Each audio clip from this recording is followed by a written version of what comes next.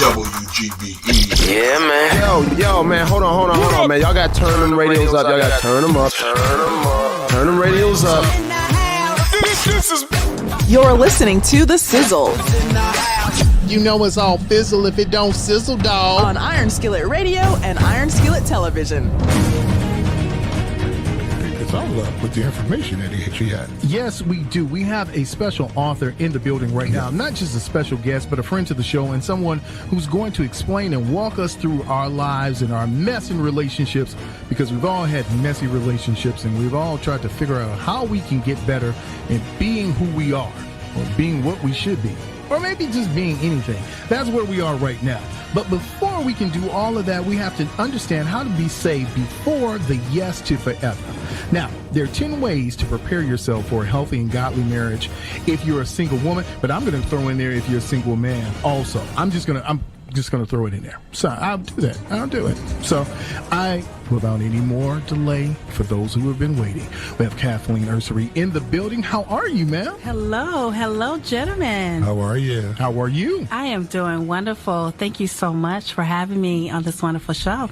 Well, thank you for coming out. I know it's a cold night, and you said you wanted to be in studio, so I said, well, we'll make this work and make it happen for you in studio. So you're here, even though, you know, it's cold. But this is a hot topic, though, and that a lot of people find themselves in relationships but not really knowing how they got there. And when they get there, they're not sure, like, what am I doing? You know, because there's always that point, I think, in every relationship that you get in, like, should I really be in this? Yes. And then a lot of times, too, people go, well, I've spent so much time in this relationship. Yes. And they know that maybe it's a relationship I shouldn't be in, but I've got time invested. And we have an expert here that's going to tell us today what we should be, first thing, I'm sure, about how to get into the right relationship. And then if you find yourself in a wrong relationship later on, what do you need to do? You know, so please enlighten us. Tell us, what does Jay Sizzle need to do to have a right relationship? Because there's a lot of people right now talking, please tell him what he needs to do, because you know he don't be doing stuff right. Well, hello, everyone, especially my special people in GI 219, Gary, Indiana. I am the author of Before the Yes to Forever. So this is a book basically for women who desire to be married. And it's a book about the preparation before marriage. A lot of people talk about being married, but what about the before you actually get to that, which is so important. I am a Christian. I accepted Jesus Christ as my Lord and Savior in my early 20s. And that's one of the first best decisions of my life. The second best decision of my life, and most important, was my husband getting married. And marriage is very important. And it is so important. I mean, if you look at the divorce rates and the relationships that many people go through, that you may speak to a young lady and young man, they are in a relationship for 6 months, and then another relationship, and then that lasts a year, and then another relationship. It's like, when does the cycle end? So this is a book with 10 chapters that is a basic layout of some things that young ladies can do, even young men can do, to prepare for marriage. And I believe that it's also a book of evangelism, where I'm able to share the gospel through this book. And I believe that it's very helpful for people who desire a godly marriage. Now, Kathelene, let me ask, from reading the book and having a understanding of where you're going with trying to lead people to these principles for forever marriage, what was it that inspired you to initially even start this path, to start writing this book? Well, I've always enjoyed writing. I started writing when I was 12 years old. I remember I won a poetry contest at my school. So I always had a thing about writing and pretty much enjoyed it. And I always knew that I one day wanted to write a book. But I really knew that I wanted to write a relationship book once I was married. And I had young women come to me and just asking me for relationship advice. And I was like, okay, you know what? I'm just going to write a book about different things, about relationship, about different steps to marriage that would be helpful. Yeah, we talk about, well, we have a love doctor who's always in the building. Uh-oh. There's a doctor of love. Yes. Dr. J. SIZZLE is always in the building. And we've been talking about relationship things, and we've been talking about getting yourself together and putting yourself together to be a good mate. And we really didn't even talk about a godly mate. We just talked about being a good mate. Yes. What are the foundational pieces you need to be a good mate? So when you look at this book and you look at what you've written and those who have responded, those who have read the book, what is or who is your target? If you're looking at a target audience, who are you looking to speak to through this book? Well, I would say definitely single women. Single women who have never been married, and also women who may have been married, who are divorced, that have a desire to be married. I've even had married women to read my book and say that this book has truly blessed them. So this book is truly transparent. I even discuss my own faults as a single woman that I made, my relationship challenges that I had as a single woman. I have one chapter, it's one of my favorites. It's called Husband Blockers, where I talk about the different men to avoid. And what is a husband blocker? A husband blocker is a man that blocks a blessing. He is a man that is a boyfriend who is blocking you from being with your actual husband who you're supposed to be with. All right, let's unpack that one. Yeah. That was way, because actually there's some people who were driving down the road and they just veered because their significant other they're not married to just turned over and looked at them. Are you blocking me from the man I'm supposed to be Are with? you a blessing blocker? And then he had to say, I don't know, like maybe I am. So are we talking about the professional boyfriend? Yes, the professional boyfriend is one of them that can be a husband blocker. Absolutely. Yeah, where he's coming up like, he's not really intending on marrying you, but he has the bait out there just enough to where you think, well, maybe it might happen. Because we find out a lot of times in relationships, especially relationships about love, that we think that person's going to change. And we're going to mold them into what we need to be. They're not. We're going to stand down the rough edges. We know everybody's not perfect. The only one that walked the earth for perfect was Jesus. So we know we bring some Jesus in this. And we see a lot of times that young ladies do that. You have men who are not in church. And they decide, they meet a young woman who's in church. And they decide they're going to go to church because she's asking them to come to church. Now, he tells us, I'm sure now, somewhere in the Bible, it tells us not to be unevenly yoked. Yes. So do we find women sometimes trying to win their husbands to the Lord so that they can win a husband? So it's one thing when you are married and you already made the decision to marry someone and you're unevenly yoked. You're married now. Yeah. But when you are single, when you're single, that's what I mean. And you say you are a Christian woman or Christian man, and you decide to date someone who is not a Christian, that is unevenly yoked. Yeah. And you can't. A lot of times, you're right. A lot of times women in particularly think they can change a man, or they get a relationship and try to make him a certain way or mold him a certain way, where even if that happens, if you get married, the real person is going to come out. Yes. Oh, absolutely. So I talk about the different type of men, and one of the men I talk about to avoid is unavailable men. Okay. And one of them is married men. I remember one time I was working in a social work field, and I was with a young lady, and she had a beautiful baby that was playing, and I had asked about the father, who was the father, and she told me who was the father, and he was a married man, and I just listened to her. I didn't judge or anything like that, and it was interesting. She felt like she could not get anyone better because she had a certain medical condition, and she felt like she had to settle for this married man. And there's many women out there who settle for men who are unavailable just because they are not bad people. A lot of them are good-hearted people, but they some may have insecurity. They feel like they can't do better than that. Some women spend several years being with unavailable men, and time goes by where they could have been with someone that truly loves them and could have started a life with their own husband.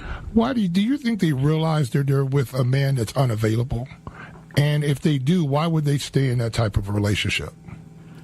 Well, some women may know up front that the man is unavailable, because some people are bold enough where they will tell the woman that, hey, I'm unavailable. Okay. But like I said, a lot of times they may feel that that's the best they can do is to share a man, is to, this is, if some reason we run into comparing a married man to a single man, you can't do that, because a married man has a lot more experience in a relationship than a single man. That's interesting. It's one of these dynamics out here that you find in relationships that is so difficult. There's so many landmines in finding the right person to be with. You talked about your husband. Yes. And look at that. You can see that smile. My goodness, that is a zillion-dollar smile. High five to it is amazing. It is my hope that I will have it when someone mentions my name, the woman smiles like that. Yes. What was your pathway on meeting your husband? And does some of this mirror what your book was talking? Is some of that, some of the techniques is the wrong thing, but some of the ways that you used about in you and your husband coming together? I'm interested in hearing about that. Yes. So me and my husband, we've been married 10 years. Ooh, there you go. Congratulations. And yes. And we met at church. Okay. We did not start dating right away. Okay. So I think a lot of times people think you're supposed to meet someone and start dating right away. A lot of times it doesn't work that way. Right. So we started working. We both worked in the same church youth ministry. Okay. And we would just see each other, say hi. But I noticed things about him that he was really good with working with the youth. Okay. And I remember, and I'm going to back up. We actually met on Valentine's Day. Oh. That was the very first time we met. He had asked me, did I have any plans? And I told him, because he wanted to take me out to dinner. Okay. And that was my first time meeting him. I never met him in my life, and I told him I actually did have plans. Okay. We were, me and a girlfriend were going to a hair show. Okay. Later that day. And plus, I'm like, okay, I don't want to just make this man think that I'm desperate and just go out with him right away, So I was like, nah, I'm just going to hang out with my girlfriend. So we did go to the hair show, me and my girlfriend, and he said he was there too. And we just happened to be there. We just did not click that day. And then we end up in the same youth ministry working. And then just one day he asked me out again. It was actually several months later, like 7 months later. And we went out, and we've been together ever since. And some of the things that I talk about in the dating for young ladies not to do was making sure, especially as you're in a new relationship and you're falling in love, is not start giving all your time to your new boyfriend, calling all the time, being all in their space, forgetting about your friends, forgetting about your purpose. You used to work in the church ministry. You used to volunteer for different things. Now you have a new boyfriend and you forgot about those things. You forgot about your friends. So I talk about having a life, still having your purpose. Direction and purpose. That's something that we always tease about people not having their direction or their purpose. And shout out to Lionel Richie, because you always have to think about somebody who says you don't have direction, you don't have purpose. Yeah. Well, I don't think that was. You got to say chicka. You got to say chicka in there. You do? Yeah, that's part of the song. See, now here's the thing. You have no idea what we're talking about right now, do you? No, see, she doesn't. No, she's. But I don't think you can use inside. The chicka. Yeah, it's the inside. There's all this great beard going over here. When you get down with the Silver Fox Club, this is what you can do. You just pull these things out of nowhere. Yeah. But one of the things I will pull out of somewhere is finding out. I know this book is based for single women, and I know that is your focus in getting them in focus and aligned with how these principles work for marriage. Have you had young men, have you had males who come to you and say, I've heard about your book, I read your book, or somebody told me about your book, and it had an impact just to the issue you just brought up? When you're young, you think, oh, I found a new chick. You be like, all right, yeah, I found Shawty. Let me call her tonight and stay on the phone with her for like 12 hours. See, we're from the era where you have the telephone cord. And you started off in the kitchen, but everybody knew you were there. I remember that. Yeah. So you had that cord, and it wrapped around the corner, and you sat on the floor in your living room. Yeah, so I had downstairs. See, so I would take the cord and come down out the kitchen, and then go down the stairs. We had the 20-foot cord. We was high hooting and faluting back in the day. And I'd close the door, and then the little cord at the bottom started getting frayed, and so I'm leaning like this backwards here, trying to be on the phone. Because, that phone is everything. Oh, yes, that's that one where you say, no, you hang up first. I know, right? No, you hang up first. And you're like, no, girl, go ahead and hang up. Now, wait, you didn't hang up, did you? And she's like, no, you didn't hang up. And you're like, okay, wait. Okay, on 3. 1, 2. You didn't hang up, did you, girl? And so you sat there till 3 a.m, and then you were not functional for school the next day. So how do you tell these young men who are in this situation, what is it that they need to focus on to get themselves aligned so that they're ready for the yes part? Great question. And I haven't had a lot of men, but I will say my brother, I have 3 brothers, and my brother came to me and said, I read your book, and it was a good book. Okay. And men sometimes are not as expressive, but I will say, if I had to give advice to men, and same thing for women, is stay on your purpose. So when you meet that new woman, don't lose your focus. Stay on your purpose. Stay on your grind. As a man, men can get off focus too. I think women a little bit more than men, but now I know most women who will disagree and say that men are, but that's when you get older, when you get to the Silver Fox Club, when you forget certain things, like if you forget that you had to go pick up your child or your grandchild. You just forgot it. You did not want to pick up the child. You do love the child, but you forgot that you were watching the game and you forgot your child. It happens to the best of us. You ain't gonna put my business all out in the street. Hey, man, I didn't. That's why I didn't say any names. But it's happened. We've talked about that exact point, and on my advice I give to men on a regular basis. She needs to see you continue doing the thing that attracted her to you. Yes. She doesn't want all that attention turned to her. It's your purpose that she's seeing, especially if she's a godly woman. Yes. And I'm sure when your husband first saw you and first asked you out, and there was some months went by, I'm pretty sure every once in a while you were casting an eye on there to see, was he still on his purpose? Was he still doing, was he talking the talk? Because men are good now. We good. If you tell me I'm talking to you and you start telling me what you like, guess what I like? I like everything you like. I don't like no sushi, but if you eat sushi restaurant, I'll be like, this is some great sushi. I love all this. But why? Because we're always we're hunters. You know, we're trying to get you. That's what we're trying to do. And we see you walking down the hall, and we see you, that special woman right there. I want her to be with me. And so we're going to figure out how to get in your space. We're going to figure out, I talk to guys all the time, if you want to meet a nice young woman, you need to get in her proximity of where she is. If you're doing the same thing that's similar to what she's doing, she's going to see you eventually. And I know with you, you saw your husband, you say, all right, that's a guy to stand on his purpose right there. Yeah. You know, he's not a guy who just was saying something to me, and later on I see him doing something, or he hasn't been in church for a month, all of a sudden he just popped up. Right. You know, and because these are things you have to avoid.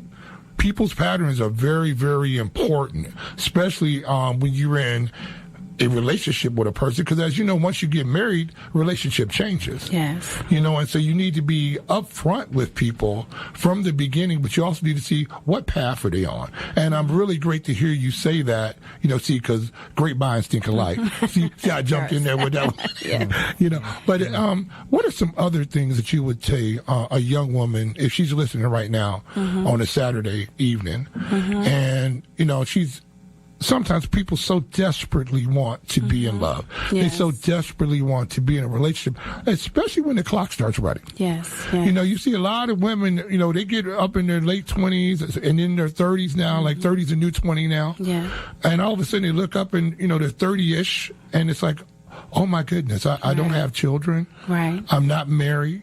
And I really don't see a potential suitor anywhere. And they look at themselves. I carry myself in a proper way. I got to make sure my eyebrows are done, and I got separate. You know, what should a woman when she finds herself in that situation of desperation, maybe? You know, because sometimes a hello, and she's like, "Oh, that's my husband. He said hello to me." What should her mindset be? What should she be doing?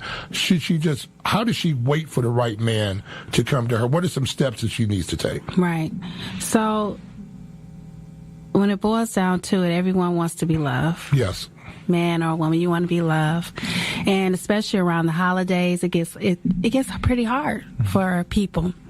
So my heart goes out to anyone that's single and they have the desire to be loved, to be married. My first thing for me is to, and I'm speaking to as a Christian, is to stay in prayer. Stay in the Word of God. Remember the promise. Remember your purpose. Have patience as you wait, because a lot of time we see the future. We believe, we have faith for something that's going to happen, and we just get impatient and calm down. Like, say, if you're at church and you see this fine man that walks in and you're like, oh my goodness, that's my husband. I'm going to go talk to him. I'm going to totally pursue him. Calm down. I have met women who in their 40s, they just started their family and got married and had children. Yeah. So it is possible, if that is your desire, to get married. And don't lose faith. Do not lose faith. Stay around people that's positive. Stay around people that is talking faith talk, where you want to go. Also, don't settle. I know there's a lot of different things out here, relationship experts that recommend for different women to, if you're a certain age or certain way, to start settling and things like that. But if God showed you something and you're believing in something, you don't have to settle, and that's man or woman. Yeah, it's really important when you talk about not settling. I was one who always thought that you got what the Lord blessed you with, and then that was pretty much where you were, and you kind of stuck there. But if that's not who God led you to, if that's not your purpose, or that's not the direction you should be going in, then where do you actually fit in, and how do you fit into this whole thing, and how do you make it work? That's a question I think we're going to talk about that. And you know what? Let's do this. Let's take a break for a minute, and then when we come back from break, we're going to talk about some things, and maybe you can help us with one thing. We talked about, when we talked with the Love Doctor, Dr. J, about the 5 love languages. So now there's 7 of them. But we talked about love languages, and we're going to talk about how the love languages work with not just a godly relationship, but in any relationship. How do we make that work, and how do we make that something that's effective on our daily walk? So you know who it is. You know what it is. It's the Sizzle here in the building. You're listening to the Sizzle with our special guest, Kathelene Ursery, the author of Before You, The Yes to Forever, here on the Sizzle.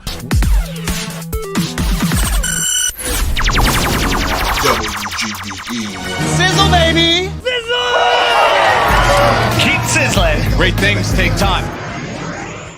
You know who it is. You know what it is. It's the Sizzle back in the building here on WGVE 88.7 FM. You know, we have a special guest here, and we have an author who's talking about Before the Yes to Forever. It is a book that is giving you 10 ways to prepare for a healthy and godly marriage as a single woman, as a single man, as a single person. But ladies, this is for you.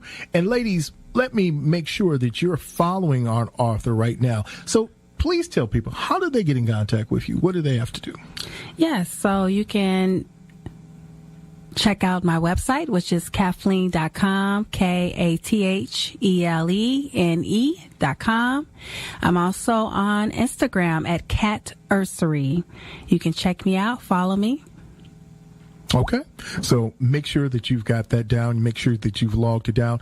Remember, the station number is 219-962-9483, 219-962-9483. If you're calling in to ask Ms. Ursery about something that is just really stuck on your mind, one of the things I want to talk about with you is what we discussed before we went to break. And we talked about the love languages. I think anybody who's gone and been in any type of relationship class or any type of marriage program, you've had to read some of the original 5. Those things, what were those things that are special to you? But what happens when one of the 5 things is not what is special to you, but is special to your partner?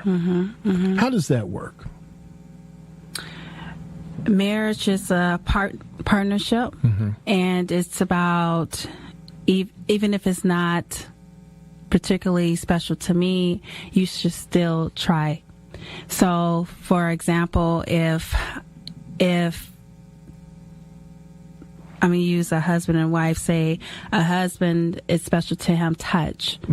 That's how he feels love. Then a wife should make sure that he has that feeling of love and that physical touch.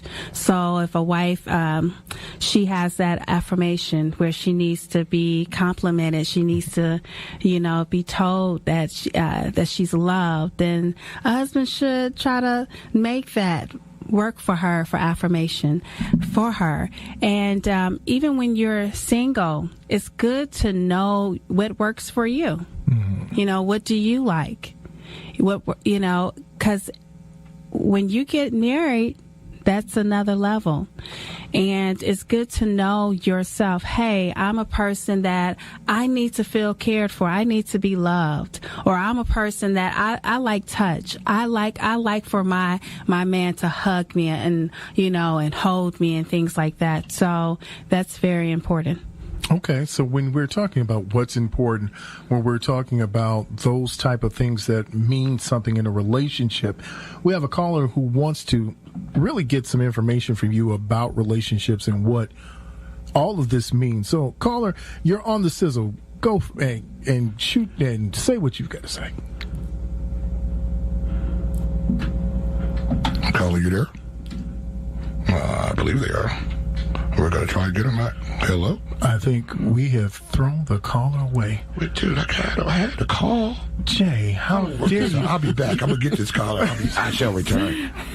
So let me go through, before we get to the caller, let's go through. There's the 5 love languages, if you're not sure what they are. It's affirmation, acts of service, receiving gifts, quality time, and physical touch.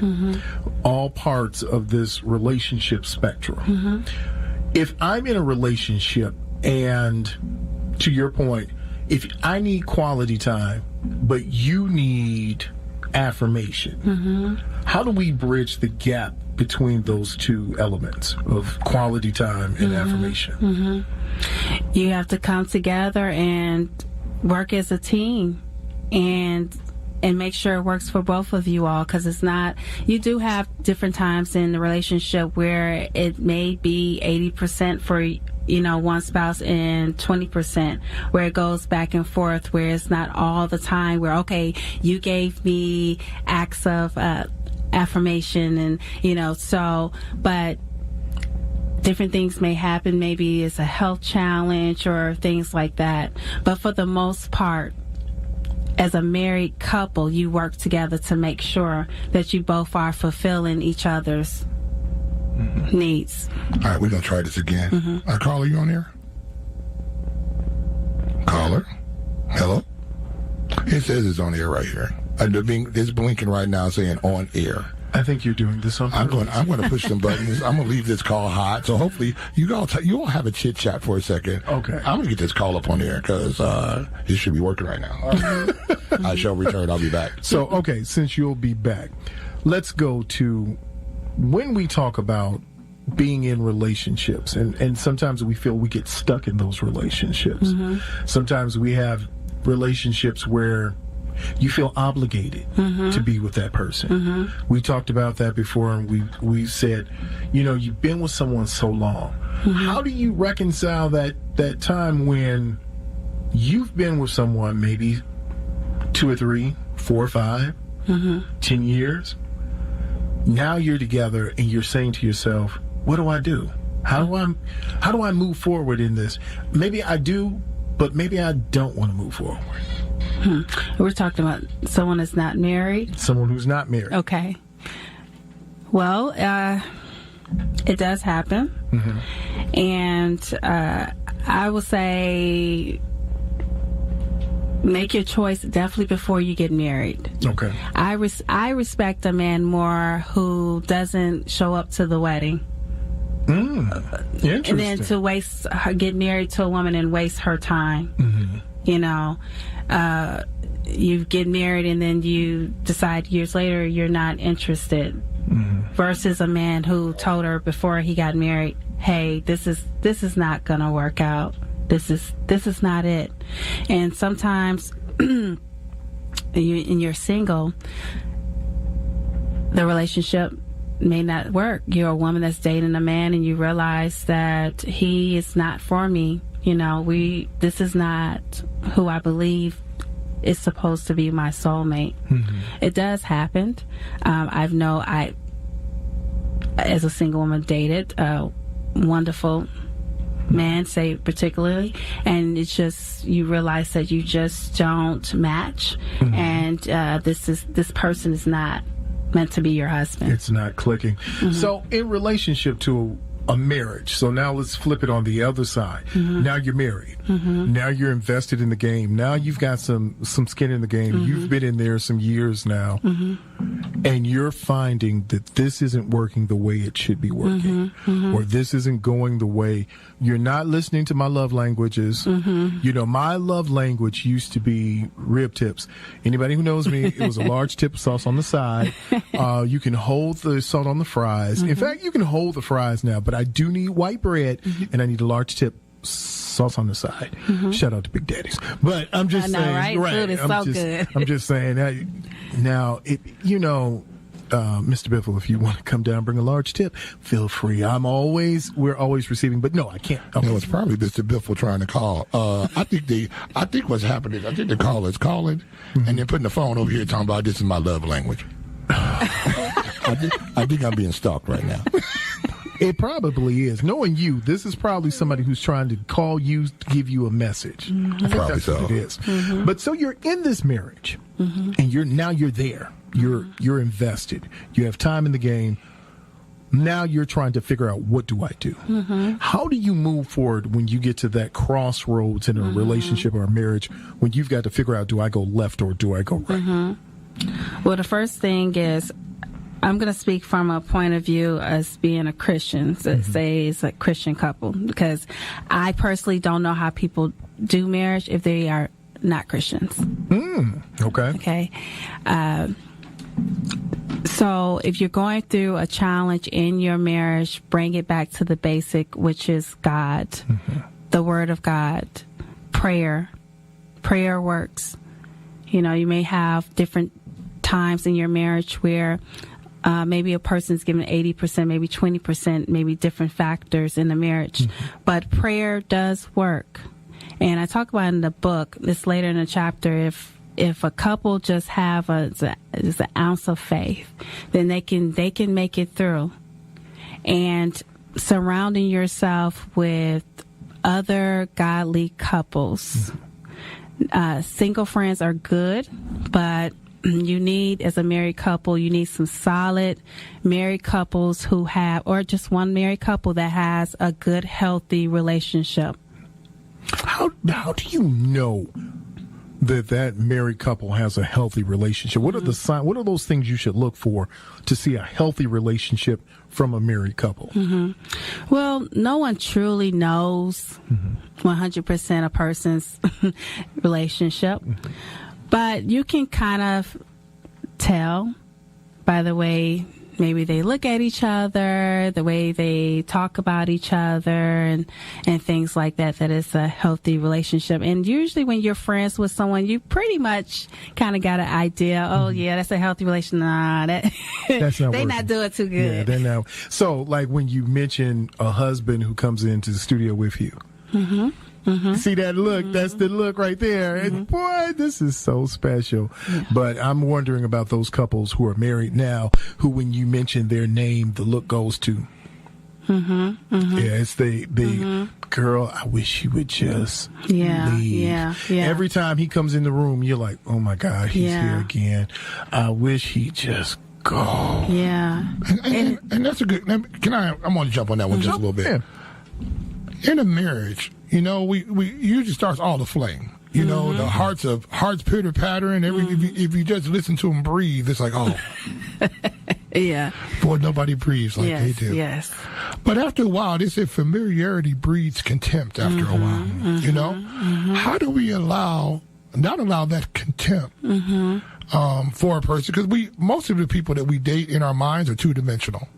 We never see the three-dimension person. Right. You know, the person that smacks when they're eating their Cheerios. Yes. And, you know, I'm just tired if he smack one more time. Yes. You know, or every time he makes something in the kitchen, it looks like World War III, like we have just fed the whole North Fleet because every dish in here is dirty. Yes. What do you do early on in a marriage when the luster sort of wears off a little bit? You know, you got to keep shining something to make it shiny.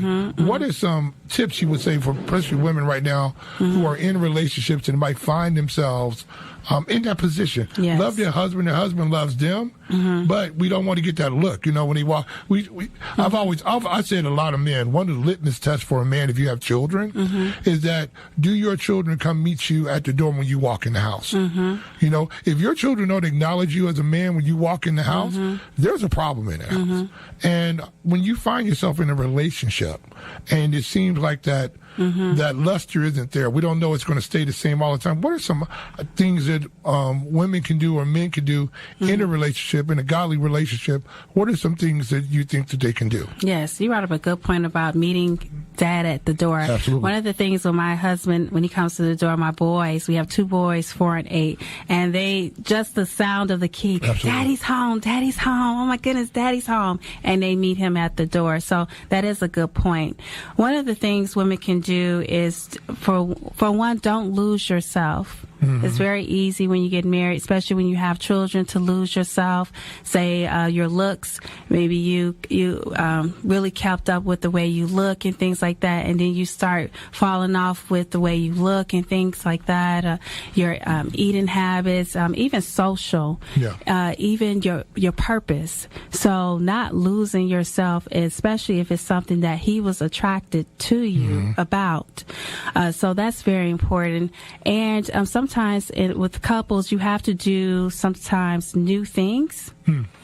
to continue make it an excitement. Yeah. And also, communication is very important for couples to be able to talk. Now, my communication with my husband may not look the same for another couple. Yeah. So communication is different. Also, that physical, it's important for couples to come together and unite and have physical intimacy with sex. Correct. That's very important for a couple to do. Well, I have a question for you, and it's something I think that speaks to the heart of, especially for single women. Now, I'm not saying I am a single woman. I didn't know. Well, I enjoyed the song. I'm not going to say that I'm a single woman, but if there's something, explain to the listeners, and only you as the author know truly. So I can read it, but you can tell me, what is a silly girl regret? What is that? What is a silly girl regret? Yes. So a silly girl regret is regrets of being a silly woman, basically. Silly woman mistakes. What are those? So some of those are dating unavailable men. Okay. Dating guys who are ladies' men. You know that he is a guy that has several women. He's a ladies' man. Okay. And you still date him for different reasons. Can I unpack that a little bit? I know I've talked to a number of women about this. And one woman told me one time, she says, I don't want a man that another woman doesn't want. You know, and so they like to have that competition. I know women like to, you know, that man, I don't want somebody that doesn't want. If you find that you are with a man who is dating other women and you're not exclusive, is that a red flag for you? At the beginning of a relationship, saying you're not exclusive yet, is that a red? Like he has too many of these friends?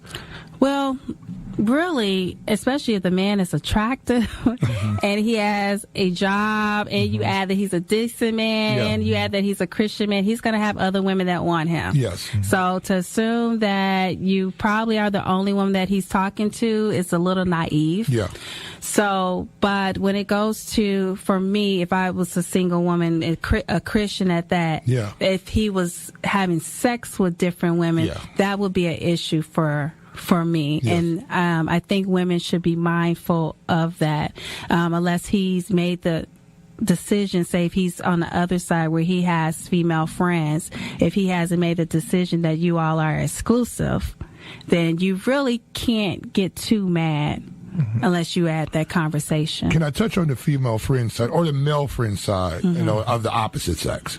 Say you have a friend, and I find people in this situation, they're friends, you know, but they're friends. They go out and have lunch every once in a while. They might go bowl or something or whatever that situation is. Say you're looking to be in a relationship with another person, and they have a friend like that. How should a person navigate that? Once you become, do you have to release your single friends, especially if they're opposite sex, or is there like a boundary area? Okay, I'm with my potential husband now, and so our conversations that we used to have at 9:30 about, you know, Game of Thrones or whatever we used to watch, you know, we really can't. How does a person navigate that? Well, for everyone's. Are you talking dating or are you talking marriage? I'm talking about dating leading into marriage. Say you have, a friend that you've been friends with, and it's friends. It's platonic, but there's things in friendship. You know, these later in the evening calls, or maybe we go out and go grab something to eat every once in a while. You know, it's nothing more than that. But how do you navigate that? Well, that's when the communication comes on board, and what works for one couple may not work for another couple. One couple may say, no, that does not work for me. As a guy say, no, that does not work for me for you to go to lunch with your male friend at 9:00 at night. Okay. For another couple, sure, I'm fine with that. I just need to be there, or I'm fine with you going. So it depends on with your relationship. Yeah. For different relationships, I can't say what works for them. Okay. But it does happen when you have a life before you meet someone, and you have, absolutely. friends and opposite sex, and then it comes like, okay, what's boundaries, or, what's appropriate. So I would say definitely communicate and see if what's that person take on it. Yeah. Yeah. I think one thing the line that you're drawing all the way across is communication. Mm-hmm. It's like, let's be upfront with what we're talking about. Let's be upfront with our intentions. Yes. Also, let's not get over our skis too far. Mm-hmm. Let's take our time. If you're going to be with a person, then it's a lifetime of being with that person. Mm-hmm. So if they want to be with you, they'll wait to be with you. Mm-hmm. That's I think a lot of people move so quickly to get into a relationship because they're worried they're going to lose that person. Mm-hmm. And so they're going to do whatever they can do to get this person tied up into this relationship. And I think a lot of times relationships get spoiled like that. Mm-hmm. I know we're getting toward the end of the segment. It's been great. It's what's really refreshing.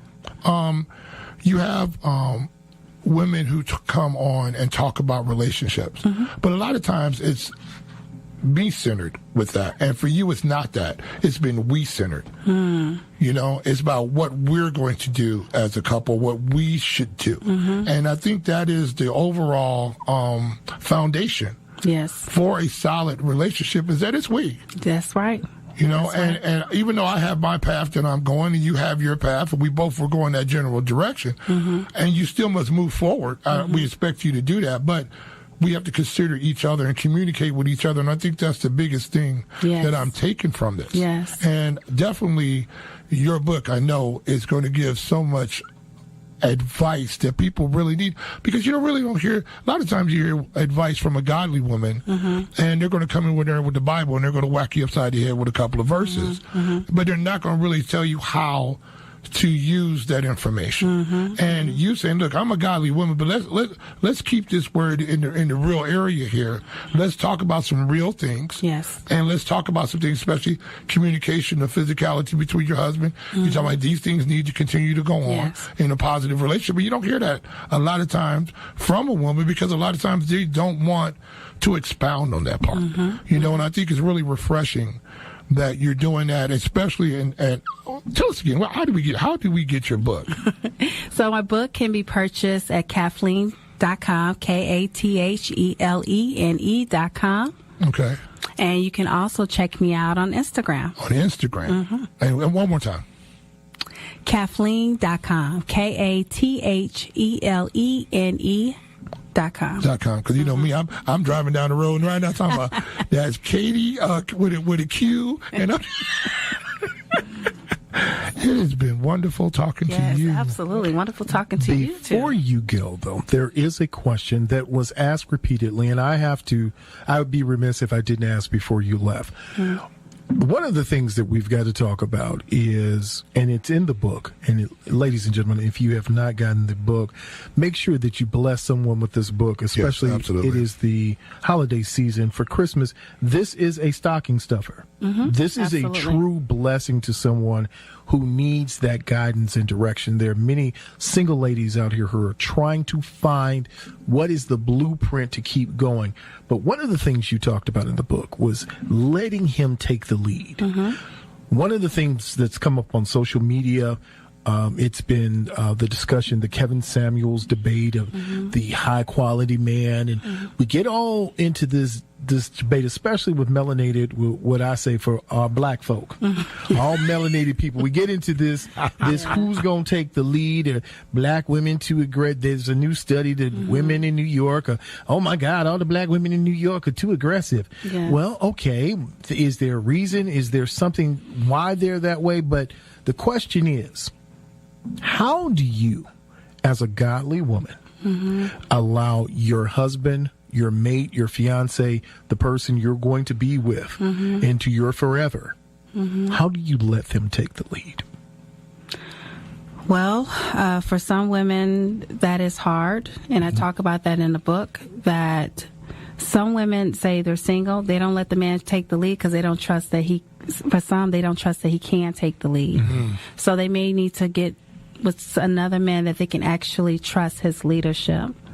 And it's very important to let a man take the lead because they steer the ship of where the relationship really is going to go. And I am not all familiar with all of the late Mr. social media, Samuels. Kevin Samuels, and his is non-godly. And I didn't mean it that that's terrible. It's not like it wasn't godly. He did make some, I think, from my understanding about men leading and things like that. That is very important. That's important for even while dating and for marriage. It's very important for my husband to take the lead on many things. For our boys to see that their father is a leader of our household. And I have a chapter where I talk about why it's important for men to take the lead. Yeah. And I talk about how it's beneficial for the woman. It's not taking anything from you. And also, I think women get that confused with men taking the lead at work. We're not talking about if you're the boss over a male, well, you're his boss, so that's different. Talking about romantic relationships. Right, and submitting is not surrendering. Yes. You know what I'm saying? I mean, if we're both trying to pull the rope in opposite directions, you're not going anywhere. Right. You know, and there's a resentment that starts, you know, especially between men and women. And it's just like, that should not be there. I have to trust you with my life. Yes. You know, and so by my choice of being with you, if I don't trust you to lead me, that you're going to have my best interest at heart, then why am I with you? Yes. You know, and so I think a lot of times that's what happens with a lot of men and a lot of women, is because they're just not sure. They're with a man, but they're not really sure if he's leading. But here's the key to it: if that man's already leading, already in many different areas, you know, then that's a leader right there. Yes, that's right. You know, but if you see him not in a leadership position or not taking control when he needs to be doing that, don't expect him to do that when he gets with you. Exactly. Yep. And then a lot of times what men do, and I tell them they make this mistake all the time, they try to ask the woman, well, what would you like to do? What would you like? Yeah. She's looking at you. Exactly. Right? A woman will follow you if you have charted a plan to go somewhere. Yep. You know, they want a leader because that's how, you know, that's how things are set up. But a lot of times we see a lot of women having to take that leadership role in a relationship. And you see the man become almost passive and the roles reverse. Yes, yes. And I talk to men a lot of times about that. Like, hey, she wants you to lead. Get out front. If you make a mistake, she's okay with you making a mistake. As long as you were making that mistake, but you're trying to move us forward. Yes. You know, and I think that's the biggest deal. And I think a lot of times women look at submission as being surrender. You're both submitting to each other. Yes. You know, but hey, this is what we're going to do. Somebody needs to make the decision about what we are going to do. Yes. And then you have to that's why you're evenly yoked. You know, that we're pulling together in the same direction because he's not going to make a decision that's not in your best interest. You know, that's the man you need to have to be able to, you know, I'm trusting you with not my physical life, but my spiritual life and everything else coming together as one. We're going to enhance each other. And I think that's the most important thing, you know. And I, you know, you are a breath of fresh air. Oh, thank you. Thank you. You know, because a lot of times women don't get this message and men don't get this message. You know, a lot of times you hear men, especially a lot of these little relationship channels, you know, find out what she wants and try to, you know, do what she ask her what she wants and try to be that guy, or try to look like you're a leader. You know, walk a certain way and talk a certain way and say a certain thing to her. But all that falsehood is going to come out in the end. Right. And she's going to be very disappointed in you because you sent your representative to the relationship and not your actual self. And I tell a lot of men, be who you are. Yep.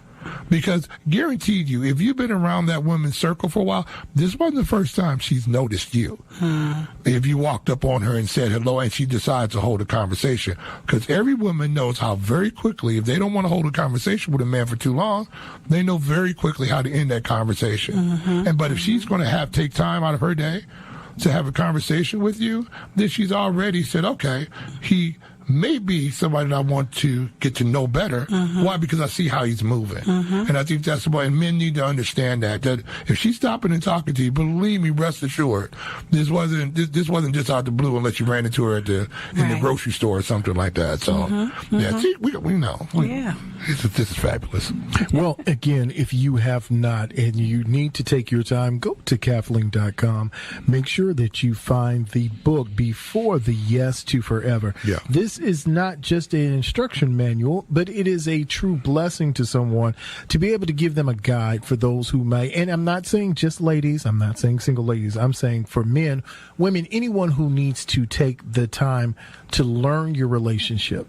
Learn what it takes to be not only in a good relationship, but a godly relationship, and how you start to work those things together. And one of the parts of the book that really got me excited was I realized I was not a cheap man. So when you read the book, you'll understand. I was like, that's not me. She wasn't talking about me in there, Jack, because I do the stuff. Boy, I'm not cheap. I'm not cheap at all. I mean, but there are some cheap men out there, and God bless you, man. We're praying for your deliverance from cheapness. May the Lord bless you and bless your bank account, that you are able to come out of that world of stinginess and come into the light of There's living. nothing like a cheap man, isn't it? You know what I'm saying? There's nothing like a cheap man. You know about frugal, but cheap. It's like, come on now. You mean I can't get cheese on my burger? Is that what we at? Right. You go and Just an appetizer, okay. you know what? We should stay here a little bit longer because we need to talk about appetizers and what happens. If the guy breaks out the 2-for-1 coupon on that first day, the Applebee jam, you know what I'm saying? Girl, it's 2 for $20 right there. But He tells you to turn the menu over. No, I want the salmon over here. No. Look, right here. No. It's this And section he right points to this section, and he just does it area. like this. It's rough. This has been a blessing. We're gonna, what we're gonna have to do. We're gonna have to have you back. Oh, wonderful. I'd love to come back. Yeah, because there's You so have much an to open unpack. invitation. There's so much to unpack about relationships, especially not only for people getting prepared to go into a relationship, but people who are in relationships. Yes. Like, how do you get this thing back on track? What is the love language? Everybody thought we need to speak the love language. Well, what is that? Because you start speaking to me in Japanese right now, I don't know what you're saying. Right. We need to be on the same track. And I think what happens is and then we have wash and wear relationships right now. Nobody wants to wear the relationship until the elbows. Remember that shirt back in the day you'd have, and it was comfortable and the elbows because it fits you just right, or you had no. As soon as we get a little rip or tear in something, we take it and we throw it away because it didn't cost much to get into it, and so we don't mind about getting another one that doesn't cost much. But something that's expensive, you're not tossing that thing away. You'll be like, you know what? It got a little smudge right here, but this is my $100 shirt. This one ain't going to the trash because it's got a smudge. And that's what we have to look at relationships, right? Can't be any throwaway relationships. And I think you see a lot of that going on. And being an educator on my side, you see that trickle down into the children because that instability in households makes your children unstable. And that translates into what they do academically, and then from academically into our communities. And so you look at these unstable communities that we have, men not being in the household, or men say relationships don't work. That doesn't mean that a man can't be in that child's life, and so these are things I would love to come back and we get opportunity and unpack, because I think a lot of times people, they see themselves and they look around them and they don't see people like them in strong relationships. And like you said, hey, let's be in a strong godly relationship where we're in church and this community, this couple's in church and this couple's in church. But also we have to look at people too who have not made that commitment to come to church, because commitment is a church. Church is a commitment. I revolve myself, my whole entire life goes around Sundays and Wednesday nights. People know on Sundays I'm not going nowhere before 4:00. It ain't happening. Don't ask me to come, I'm not coming. Wednesday nights is an absolute don't. because I'm not going to be there. And they know that. So your life revolves around it. Even my doctors know not to schedule. People know not to schedule stuff because they know I'm going to church. So the issue is, I think a lot of times people, when you have those commitments in your life, you have to be just as committed to your partner. You have to be just as committed to your children. And this is why I say a person like you who's speaking in a manner that people who are not in church can understand. Because I think sometimes we talk about those people just in church, but there's so many other people out there hurting that, oh, you mean I could be accepted too? Yeah, come absolutely. on. You know? Absolutely. It's something that we really have to unpack later. It's so much to do right now. But one of the things we can say is before we go, we're going to let you tell the listeners again, how do they get in contact with you? How do they follow you? And what is your next project coming up? I know it's got to be something after this. And so before you say yes to Forever, that's the starter book. Now, the next book is What Happened? I done already said yes, and I don't know what to do, girl. So I definitely plan to do some more books, of course, but not just dating books, but I also have books that I want to talk about some social issues in regards to children, and I have a nonprofit that I'm in the process of working with in regards to children. So that's currently what I'm working on, and as far as my book and how you can contact me, you can reach me at Kathelene.com, KATHELENE.com.